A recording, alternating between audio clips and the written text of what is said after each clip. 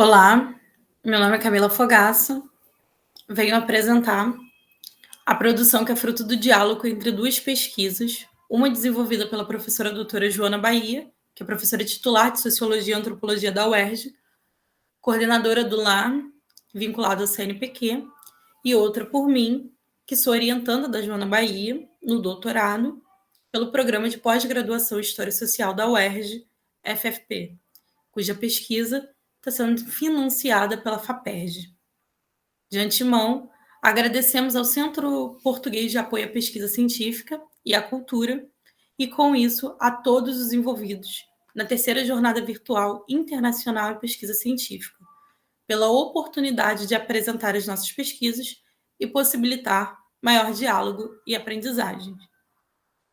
Essa pesquisa tem como título A Construção das Intolerâncias nas Prefeituras Cariocas, Interface entre Religião e Política no Estado do Rio de Janeiro, Brasil. O objetivo aqui é analisar a realidade religiosa e política do município de São Gonçalo sobre o mandato da ex-prefeita Aparecida Paniceta e compararmos com a atuação de Marcelo Crivella na Prefeitura do Rio de Janeiro. Analisamos várias situações de intolerância no estado do Rio de Janeiro, em que temos um claro aparelhamento do Estado e direta interferência de segmento pentecostal atuante na estrutura governamental, atrasando e muitas vezes limitando a realização de eventos de grupos afro-religiosos na cidade do Rio de Janeiro. São considerados como casos exemplares, como a gestão de Aparecida Paniceta entre 2005 e 2012 e a recente gestão de Marcelo Crivella como prefeito do Rio de Janeiro. O pano de fundo é a cidade, os pontos que a interligam são os atores que nela transitam, em especial o modo como a burocracia e os agentes do Estado e a composição política corroboram para a produção da intolerância religiosa. Destacamos que, atualmente, estudos apontam que os evangélicos no Brasil, em suas diferentes correntes, devem ultrapassar os católicos em número na próxima década.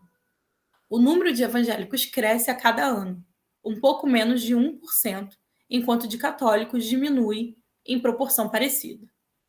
O avanço dos evangélicos na população brasileira se reflete no cenário político. Para as eleições de 2020, houve um aumento de 34% no registro de candidatos que utilizam a designação de pastores e pastoras, no nome que aparecerá nas urnas, incluindo siglas e abreviações, evidenciando que há décadas está em curso no Brasil essa mudança de perfil do cristianismo. O fiel católico está se transferindo para o pentecostalismo e suas vertentes. Paralelo ao crescimento do pentecostalismo, temos o aumento das intolerâncias religiosas denunciadas por lideranças de terreiro que apontam os evangélicos como seus principais agressores. O estado do Rio de Janeiro é o segundo maior em denúncias relacionadas a violações religiosas, perde apenas para São Paulo. No primeiro semestre de 2021, são os povos tradicionais que continuam liderando como vítimas as estatísticas de violações de direitos humanos no Brasil, evidenciando o Rio de Janeiro como o segundo estado com mais violações contra declarantes candomblecistas e umbandistas, em sua maioria mulheres e vítimas que se declaram pretas. Elas apontam para o perfil do suspeito que realiza as violações, como cristão, sexo masculino e líder religioso.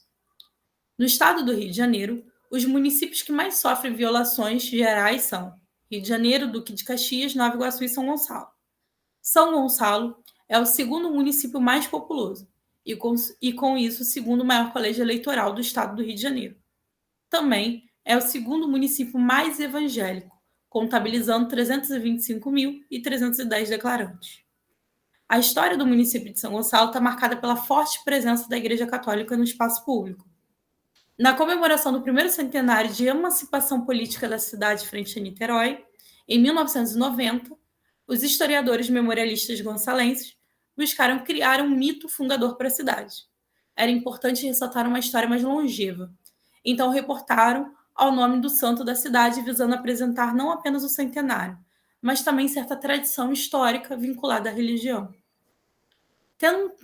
Tendo como cenário a naturalização do catolicismo na esfera pública municipal e a decadência socioeconômica da cidade entre as décadas de 70 e 1980, Entre outros fatores, as igrejas pentecostais encontram em São Gonçalo um campo propício para expandir suas influências e oferecer redes e laços de proteção aos indivíduos marginalizados pelo Estado.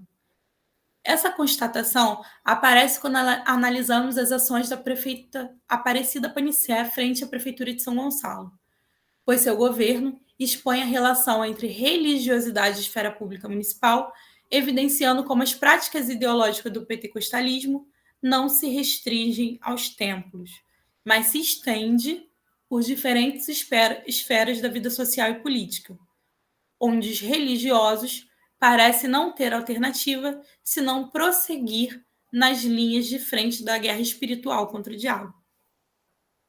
Sobre a trajetória e mandato de Aparecida Panicé. Maria Aparecida Panicé nasceu em 1947 na cidade do Rio de Janeiro. Converteu-se ao cristianismo aos 12 anos na Igreja Nova Vida, na Cinelândia. Ainda adolescente, se mudou com sua família para o município de São Gonçalo, bairro Gradim. Panicé é graduada em História e atuou como professora da rede estadual de ensino até 1994, quando se tornou subsecretária de Educação, também da rede estadual do Rio de Janeiro. Foi vereadora de São Gonçalo em 2 legislaturas, 1996 e 2001, pelo PDT, e deputada estadual 2002 e 2004 pelo PPB, e assumiu a prefeitura de São Gonçalo por 2 mandatos seguidos, 2005 e 2012, pelo PFL-DEM. Apesar de Panicé se declarar da Igreja Nova Vida, em suas páginas políticas nas redes sociais, mostra certa aproximação com representantes da Igreja da Graça, Assembleia de Deus, Igreja Universal, Igreja Presbiteriana Renovada e Igreja Batista Betel. Essas aproximações ocorrem para indicar candidatos a cargos políticos e em festejos cujo intuito é a divulgação de projetos para a cidade. No início dos anos 2000, no contexto dos grandes projetos, Panicé surge como opção para o poder executivo do município.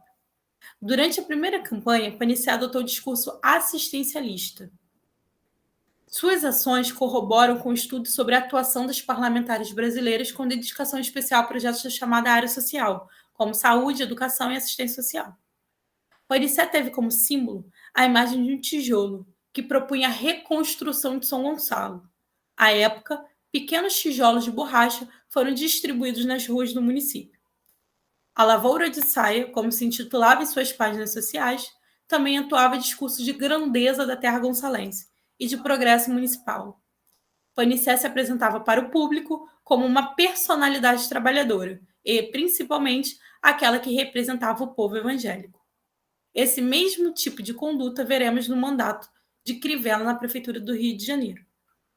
Depois de vencer a primeira eleição para o cargo executivo do município, Panicé fazia constante uso da produção musical gospel durante seus eventos. Panicé contou com a participação da missionária Flor de Lis, que cantava hinos evangélicos de gratidão a Deus por aquele momento. A aproximação entre a cantora Flor de Lis e Panicé evidenciava como os personagens políticos utilizam a indústria gospel para a promoção de suas ações e a afirmação da sua identidade religiosa diante dos demais candidatos. O tratamento dado pela Prefeitura de São Gonçalo às denominações religiosas ganha destaque quando há eficiência na aplicação das leis favorecendo as religiões evangélicas, no mesmo período em que são sancionados decretos que diminuem os espaços das religiões afro-brasileiras. Acreditamos, assim, que as ações políticas cristãs da ex-prefeita Aparecida Panicé contribuíram não somente para intensificar o crescimento do pentecostalismo no município, mas explorarem também suas presenças e suas ações na esfera pública municipal, atuando no mesmo modo político de intercambiar púlpito e palanque com modus operandi próximo de Panicé. Temos alguns aspectos comuns no mandato de Crivella. A trajetória e mandato de Marcelo Crivella. Marcelo Crivella, bispo da Igreja Universal do Reino de Deus, sobrinho de Edir Macedo, é eleito prefeito da cidade do Rio de Janeiro em 2016, iniciando seu mandato em janeiro de 2017. Sua trajetória está relacionada com o conglomerado Record, Universal e Republicanos. A rede de televisão Record e o Partido Republicano, atualmente alinhado ao governo Jair Bolsonaro, estão sob a égide da Igreja Universal do Reino de Deus, a IURD.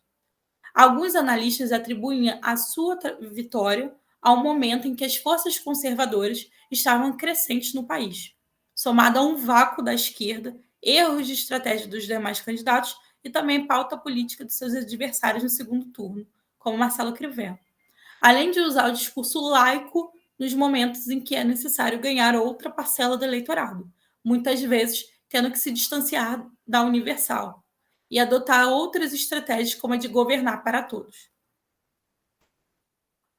No decorrer do seu mandato, o prefeito Marcelo Crivella acumulou processos de improbabilidade administrativa e um quase impeachment, grande parte por conta das situações em que se vale da máquina administrativa em benefício do universo pentecostal.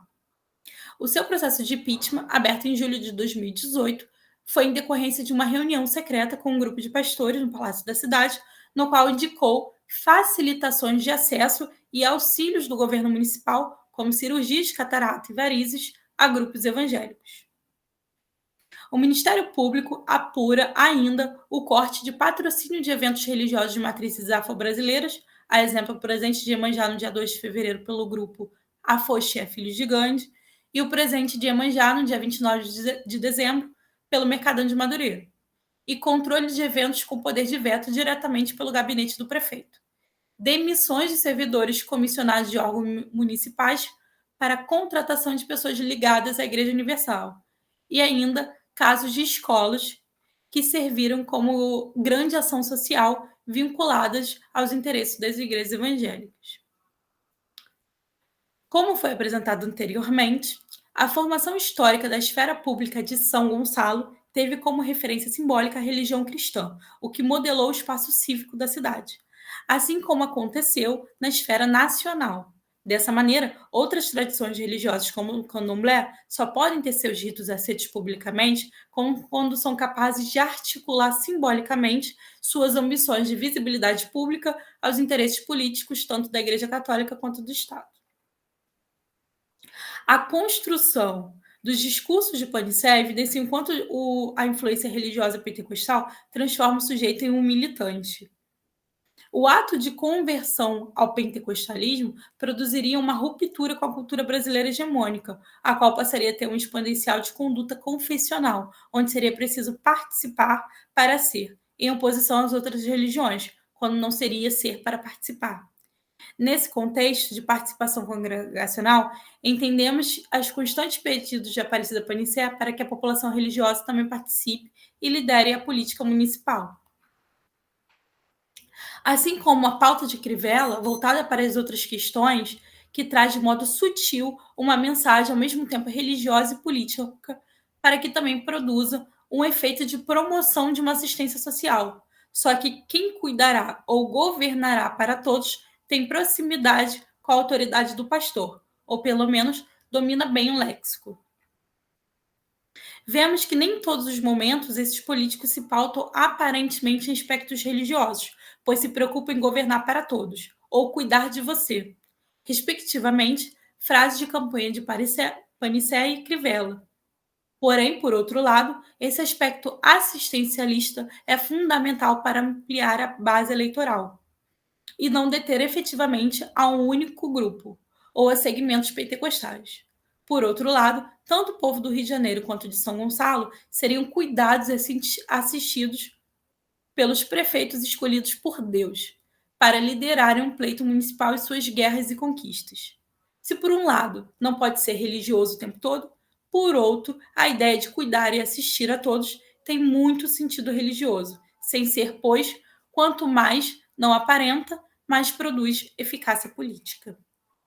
E assim terminamos a apresentação. Mais uma vez agradecemos à organização da jornada, a todos que aqui nos dedicaram suas atenções e estamos disponíveis para diálogos contínuos. Abraços.